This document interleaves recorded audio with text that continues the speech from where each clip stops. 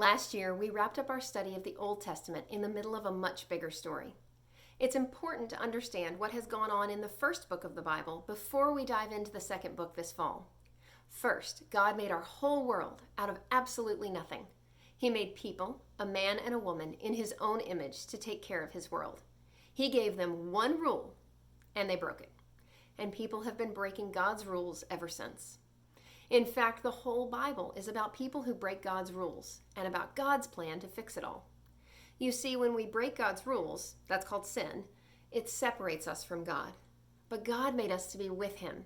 He knew we could never be truly happy without him, so being separated from him by our sin is a big problem.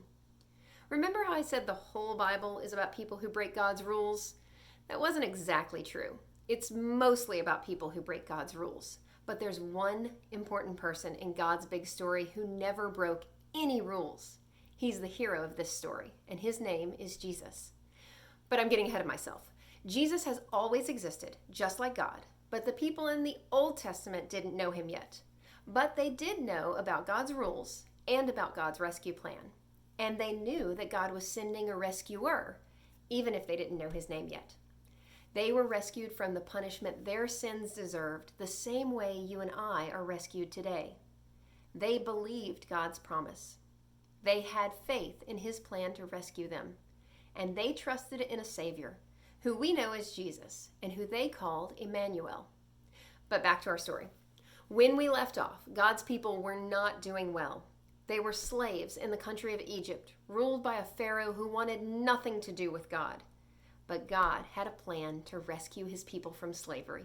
God always has a plan to rescue his people. But the rescue didn't start with a mighty army or a sneak attack. The rescue started with the birth of a little baby named Moses. Moses would grow up to rescue a whole nation of people, and years later, another little baby would be born into that nation.